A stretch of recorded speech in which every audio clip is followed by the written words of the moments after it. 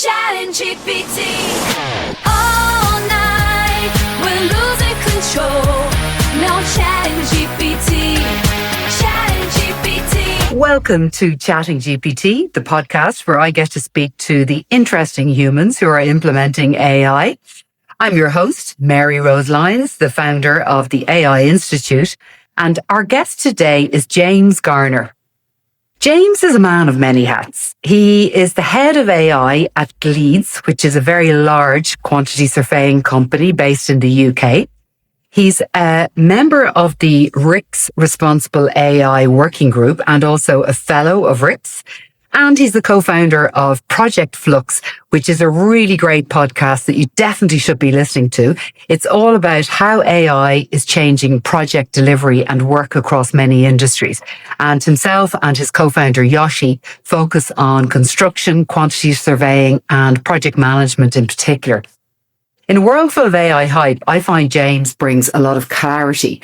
So whether he's talking about responsible AI use or the future of professional work or the skills that QSs need to have right now, he is very much a trusted voice for quantity surveyors who want to keep up with what's changing and what matters most now. So James, thank you very much for joining me, and you're very welcome to Chatting GPT. So James, let's just get straight into it. I know you very well from the Project Flux podcast and newsletter, of which I am a fan. I've been a guest on the podcast and I received the newsletter. The great thing about that is that, you know, it's an aside from your regular day job and some of the other things you do contributing to your industry.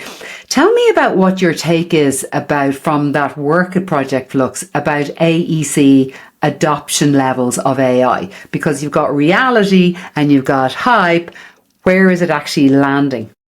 Yeah, it's a good question. And, you know, one of the pleasures of doing Project Flux, which is, you know, really a labour of love more than anything, is to try and work out what the hell's happening out there, because it's moving so fast, so that you can answer questions like that, like what is the reality on the ground? Now, everyone's talking about it. The hype is real. Mm-hmm. And I think this year, certainly, I've seen people move from that kind of experimentation phase to actually demanding some real kind of use cases. So, and moving from just talking about it and listening to podcasts and listening to webinars to actually putting processes in place to implement AI. Now, that doesn't mean it's always successful. And that's one of the things I always say, that's fine. That's good. You've got to learn to fail fast in this world. But I'm seeing more and more AEC companies thinking about AI strategies, which would have been unthinkable a few years ago, you know, to have an AI strategy. But that also means I'm seeing mistakes. Like, I think one of the things I've heard a few times, which I agree with, is you shouldn't have an AI strategy per se. Like, it has to be a business strategy that's powered by AI. So you can't have this thing sitting on one side called the AI strategy that's got no alignment with what the business is trying to do. That will fail. So I've seen good examples of that in the AEC industry, where people really have looked at what they're trying to do as a business and how does AI improve that. And I've seen bad examples of it where you've got this kind of siloed AI team or digital team who have created an AI strategy that bears no relationship to what the business is trying to do. And then the other thing I've seen is, and I know we're going to go on to this a lot more, is starting to get used to, I'm not going to say implementing, because I don't think we're quite at that stage yet, but starting to get used to the idea of agents and what that means, because it means different things, different people. But we're starting to see this separation happening in businesses between those people who are really embracing this technology and getting their heads around how agentic workflows and agents could improve basically their work, and those who haven't. Now, that's creating a quite interesting problem, because whilst this is all happening, so adoption's going up and everyone's saying they're adopting AI and everyone's got an AI strategy, I think the one thing that's not keeping up, which does concern me, and this includes in the AI industry, is the capability to use those tools. So this gap's emerging now where, you know, we're spending the money on it, so the pressure and the expectations of AI is going up because real money is now being spent, but no one's really thinking about how to. I don't like to use the word train, because it's not just training; it's a culture change. How do we make sure that people are being given the opportunity, the tools, the time, the The time the support, is the thing. time, yeah, Yes, absolutely. experimentation time. We are thinking about that because I don't know if you knew this, but my company is called the AI Institute, and we do a lot of I didn't know that. that. I don't plug it that often on this podcast, but I think I'll just mention it now. No, we actually find them at the moment more so than any other time, the gap between those who know absolutely nothing and then people who sign up for a beginner's course because they're like, I know nothing, but they actually know loads. That range, it's really, really hard to kind of train for at the moment. It is. But I think what we're finding a lot as well is that the kind of people who, so people come onto a course and they learn and it's great. And then they've all the best will in the world to practice what they've learned. And then next week comes and they come back and they haven't done it. And you have to do that. You have to make time for experimentation. Yeah. How have you learned? How do you make time for that? Because you're a very busy man. Well, that's it. I mean, I've got your mug, which says, Yay! I've got it here. I've got it here. Woo! That is Cheers! that is total coincidence. It was meant to be. But great. You write on this mug, curious, and I read it every day. That is the only way, I think, because if you're not curious, you're not going to carve out time. And I think everyone needs to be curious for their own sake, not just for their job. Well, I mean, I know we're talking about this in the context of work, but I think those lines are blurring all the time between, it's like saying to somebody, learn how to can you imagine in the early 90s, learn how to use the internet for your work. It's like, well, no, you can learn how to use the internet. For porn. It's No. going to impact all parts of your life. Like, you wouldn't. So we're like that. So I think, I did deliberately carve out time and find people who are like-minded, like yourself. We've spent some time being curious and experimenting with AI in our free time as well, because it's the only way to do it. And you have to be quite deliberate about it, I think, by being structured. I always say to people, take responsibility for your own AI literacy, because no one else is going to do it for you. And that can be as simple as, and do this, if anyone's listening to this, do this now. Go into your calendar, put a reoccurring event at 4:30 on a Friday for half an hour. Start with that. Every Friday, you've got half an hour in your diary where you're going to do nothing but experiment with the latest AI tool. And you'll be miles ahead of most people. Well, that is brilliant. But we actually, because we kind of adopt I call it the kind of the Stalinist school of AI training, which is like, you are going to show up, you're going to do homework, and we get people, we're like, put 2 half-hour blocks in between now and the next session and practice. Because that is actually the only way that people will make change. But once people do it, and they get the joy out of it, and it all becomes really real.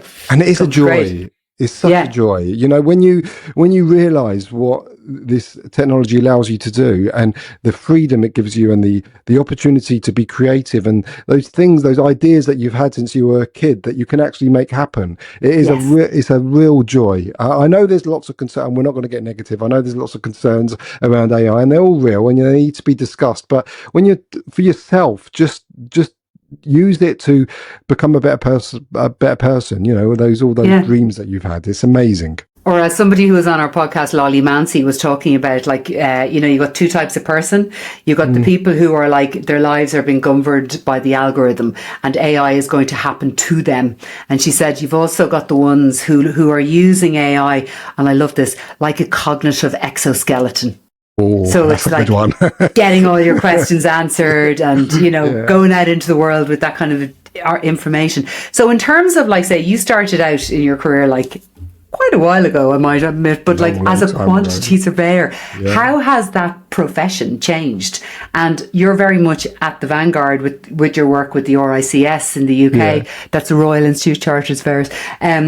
So basically, you're at the vanguard of like helping your peers to step forward and use information as a cognitive exoskeleton. How are you doing that?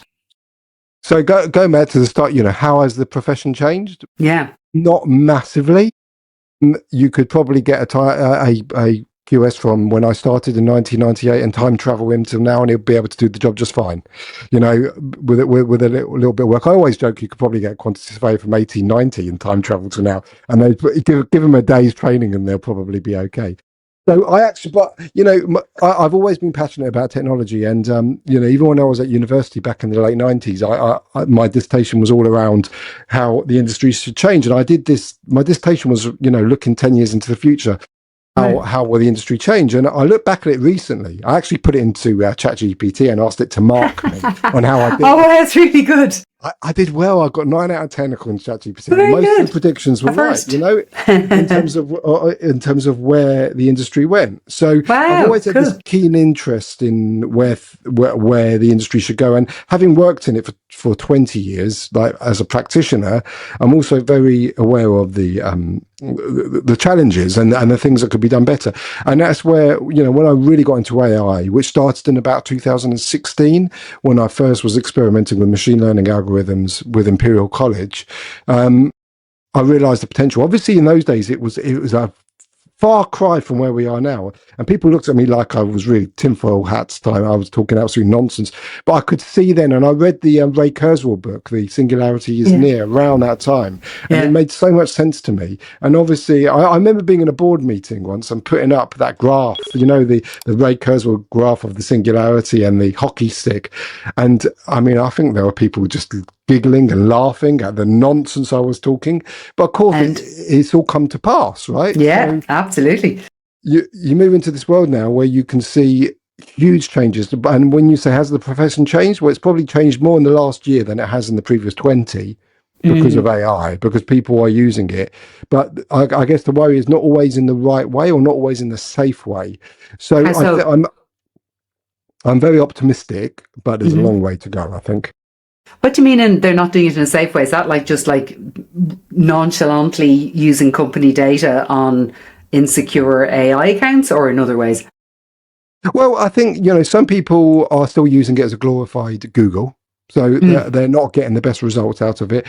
Some people, and not all companies, obviously in my role with with RICS, I get to see all different kinds of companies, small enterprises, sole traders and bigger companies, and in some of the smaller companies, they don't have the governance or the framework around it to tell people how to use it safely. And that's why I was so glad to be part of the working group for the RICS responsible use of AI document, because that's for everyone. Yes, that kind of assumes the bigger companies know what they're doing and they've got somebody looking at this. But of course, the RICS look after all surveyors, a lot of them being, I think, at least 50% are SMEs and small sole traders. So it was more worrying around those people. How do we give them the guidance to make sure they are using safely? And what I mean by safely, Maryrose, is things like shadow AI, thinking that they can use a free version of ChatGPT and not be putting their client information at risk. Simple things like that, as well as the way that they're using it, like I say, in terms of really bad prompting, not being given good prompting advice about how to get the best out of these tools. I would say actually even the risk has moved on from, say, just the shadow AI through to when you say about bad prompting, it's like bad prompting, so you end up spending more money through not managing your tokens effectively. Yeah. Oh God. I mean, that's getting bad even for people who know what they're doing. Yeah. Because we're lazy. Yeah. And we're kind of being, I feel we're kind of being brought into a slight false sense of security by a lot of the frontier models, because, they've got us on these plans that look like a really good deal. And even if you're on the max plan for Claude, which is $200 a month, but you actually look, if you're using it a lot, like I am, you're spending a lot more than that. And at some point they're going to turn those off and it will go to a API based cost, and then it'll be like the Spotify and the what was the other one, the Uber, where the price all of a sudden goes up. So I think there's that to worry about in the future. Well, one of the things I would imagine that I will have in place by the end of this year is a kind of a cheaper open source model for my kind of daily query stuff, and that I might be saving my Claude licenses for just when we're doing the kind of deeper thinking, big important stuff. I think that's inevitable. We're going to reach a point where the local models in particular, that you can have a local model running on your hardware that does 80% of your tasks, all the general stuff, and then you'll only call the API to do the big stuff, whatever the latest version is, when you really need it, some heavy thinking or some heavy duty kind of coding or something. I think I know a lot of people who have said that. But then the other thing I've also learned is not to predict anything too much. Yeah. Yeah, but then who knows? It'll all change. Yeah. But actually, one last thing on that, we were talking today about in the team about the way co-work is in Copilot. And then we were looking at like they have Opus in there and it's working really well. And we were kind of saying, so we're paying like, $200 for Opus in Anthropic, but they don't have any usage limits in Copilot at the moment. And I can have Opus.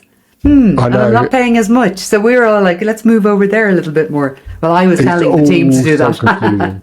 Yeah. But then you've got to put up with the Microsoft system prompts that makes everything feel and sound nice and cool. There's always trade-offs. It's very, very difficult to know. And then there's been a lot of issues with the rate limits with Anthropic as well, which has led a lot of people back to GPT. I came off ChatGPT, and I'm kind of the latest model's really good, especially for codec. So constantly, it feels like there's this kind of weird feeling of constant fear and panic of moving around, like having to jump from this one to this one because you don't want to FOMO. Totally, FOMO is real. Yeah, totally. It absolutely is. Totally. Wake up in the middle of the night with a panic that you're missing out on this model. I dream about things with work, and then I get up and I'm like, I must write that down. What is it? Yeah. But can I ask you a question though? Like I think what you guys did with RICS was really worthwhile and important.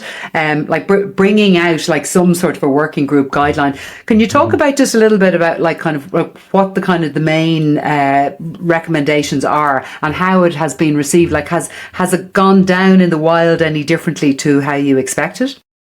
Yeah, so it's a relatively simple piece, and I'll give you the link that you can give to your listeners. And it's not meant to scare anyone with. I mean, there was always pushback when you issue any kind of guidance. You know what it's like, any kind. But it's a very slim document, and for me, I break it down to 4 key recommendations. There's one which is around AI literacy, which that every chart surveyor needs to have a baseline knowledge of AI, right? So that doesn't mean that they need to understand the inner workings of a neural net or anything like that, but they need to understand, what the difference is between generative AI and other AI, and what's good for what and what's not good for what the safety issues are, what the governance issues are, all that kind of good stuff that you could with a lot of people you could probably do a lot of that in an hour lunch and learn. So it's what they call it baseline knowledge of AI, which is a massive step because the RICS are now saying that you have to do this. It's not nice to have. So that's the first one.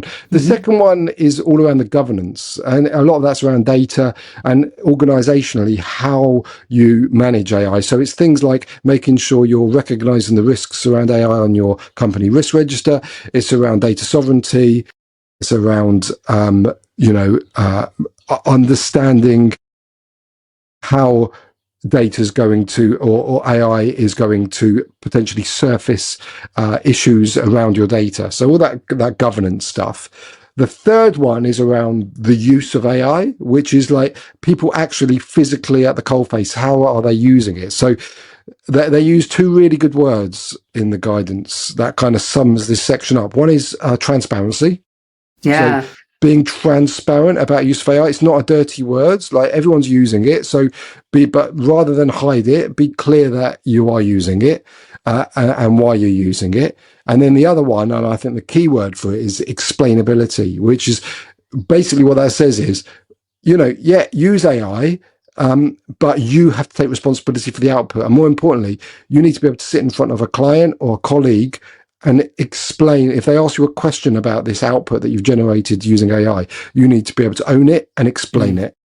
Well, those 2 points. So the transparency thing is already written into the EU AI Act. It's section 52 or something like that. So it's really important.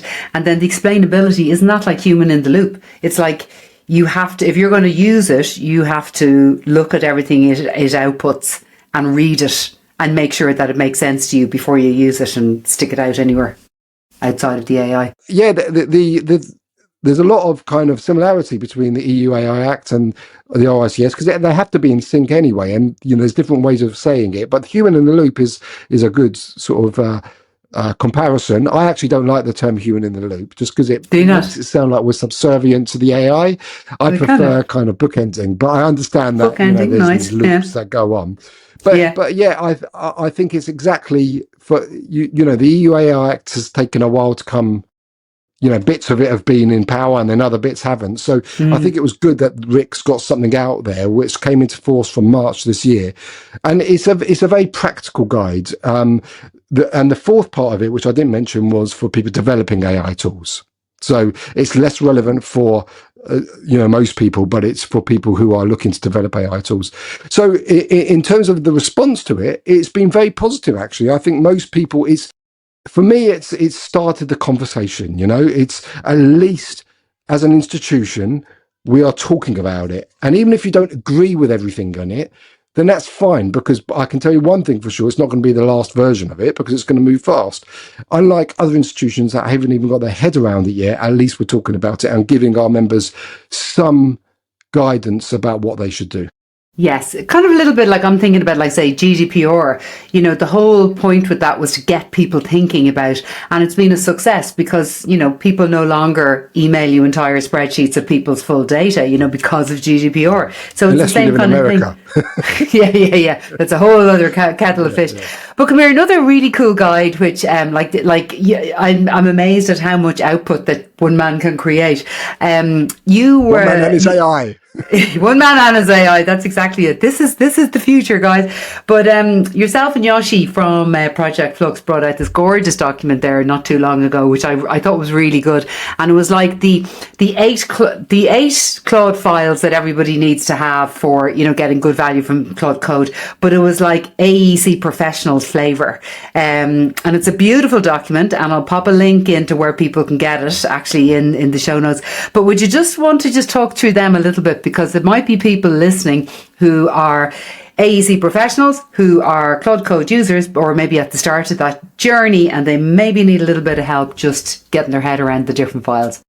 Yeah, of course. And look, the first thing I'll say, this isn't the Bible or anything. It's not, everyone's got their own ways of doing things. This is just one way of thinking about it, because there is no rule book really. So feel free, first thing to say is feel free to ignore everything this says and do your own thing, because you might find a better way. But I broke it down to 8 kind of key documents you could do, because the way that Claude works is through something called markdown files, which is basically just a text files list of instructions. So it's really, really simple stuff. And Markdown are the new prompts.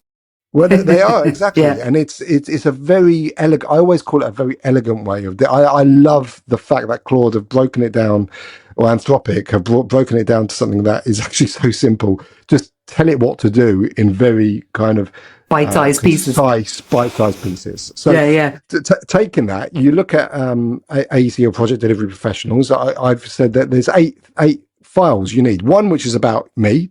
So tell Claude about you. What is your role? What is your discipline? What is your context? How do you operate? And you can put whatever you want in there, in terms, you could do it from a project basis. You could do it in terms of the role that you're in your project. How even do you want Claude to speak to you? Tell it if you want it to be assertive, or if you want it to, if you like someone being a little bit more subservient, you can tell it to be. That's fine. So that's the about me. You have some fun with that.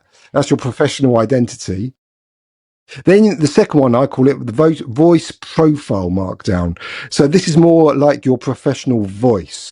So we all know that AI can sound like AI. Well, this is the file that stops it sounding like AI. So you tell it how you want to write reports, how to write emails, and you can do that by getting Claude to read your language, real documents. Yeah, exactly. Your acronyms. Yeah. How you want it to sound as close as possible to you, so if someone reads it, they don't think, well, that's AI. That's that. You want it to feel that comes from Maryrose. So, and it's this one you put the no end dashes in, and the one about the quietly. That's my other adjective I hate them using. It's a real AI giveaway. So you put them in the second one, the voice profile. Exactly. But it's also where you can do things like, let's say you're dealing with early warning notices or RFIs. There might be a way that you structure them that you want to put in there. So again, sometimes it overlaps. Some of this stuff might go into the first one or the second one, it doesn't matter. The key is getting it in there somewhere. And then the third one is the anti-patterns. This is what you were just talking about, the words that you don't want it to use. Now, this is so what you were just talking about there. A lot of people just put that in one file. I'm suggesting you separate it. Okay, interesting. Just because, I don't know, I'm Swiss, so I like things in order and I like things categorized. So I just created another one, which was anti-patterns, where words that you ban. Yeah. You tell AI what to eliminate, get rid of the dashes, all that kind of stuff. So that's the third one. The fourth one is the folder. So this is the so important folder that you want it, the way you want it to read. So that will be the about me, which will have all those things, the three that I've just talked about, but it will also be your project, like how do you want your project structured? So one subfolder per project, or you might want it a different way. Then you've also got your templates. So if you're using templates for certain outputs in your role, then you'd stick them there again. And then the last one is where you actually want Claude to output. So you've got a simple place. That's the fourth one. I was going. Yeah. Yeah. The fifth one is the global instructions. So this is super important. Yeah, this is the one that rules. It's like the ring that rules them all. This is where it all starts. So this is where you say, always read the about me one I told you about first. Always make sure you're matching to the right project subfolder. Always use this template when you're doing this activity, etc., etc. So the global instructions are really, really important. In fact, that should probably come first. I liken that to, like, you're only as good as your clean file structure, and then the global.md file is I'm just going to show you around my file structure. You're describing it to Claude. Exactly. And even though it kind of sounds like that should be number one, the reason I put that number 5 is because obviously you need to refer to the 4 other things I've just gone through. So that's what that is. Oh, yeah. Good point. Yeah. And I will share this. So I'll give everyone, all your listeners, a free access. Oh, you're so generous. Thank you. Absolutely. And then the sixth one is the prompt. This is actually the ring that rules them all. The single prompt that handles nearly all of your tasks. So this is like the system prompt to all your Claude information. Work. So it will be, I want you to do this so that this happens. And these are the contracts that I use. This is the stage that I'm on. So, that's where you probably spend the most time crafting it to make sure you get it absolutely right, because that's how you will start every task with that one prompt. And then we move away from files slightly. I mean, this isn't strictly 7 and 8 is the connectors and the plugins. So but they're so important. They're the magic. So important. Yeah, they are. And this is the bit that's getting more and more powerful all the time. The connectors are like, what do you want it to connect to? Is it SharePoint? Is it Teams? Do you use Procore, A-Site, Google Drive, all those things? So you tell it what to connect to, and that might be the built-in connectors that Claude's got, or it may be some MCPs that you want to connect to, right?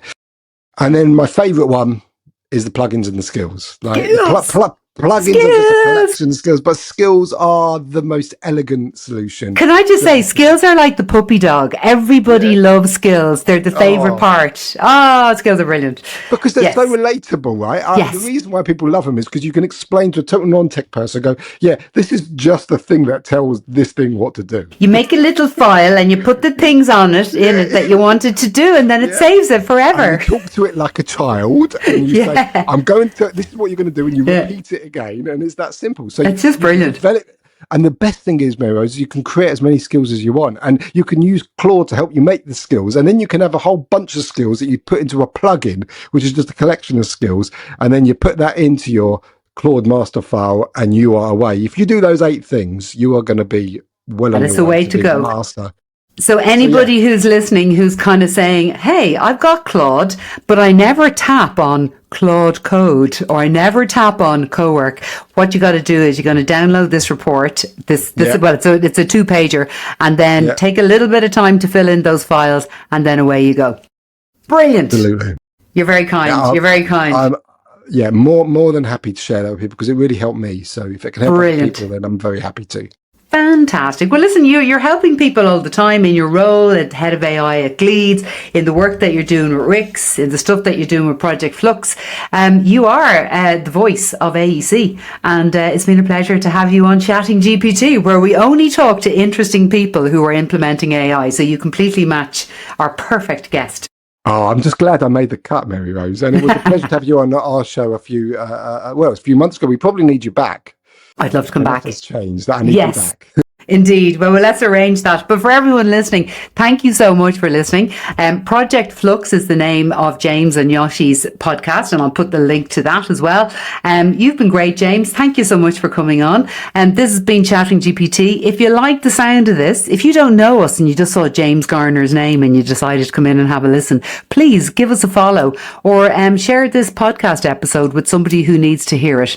We'll be back in a couple of weeks' time with someone else who's as interesting and dynamic. We'll be back next time. Make sure you follow so you get an alert. We'll see you then. Thanks. I've been Maryrose Lyons of Chatting GPT, and James Garner, you've been a brilliant guest.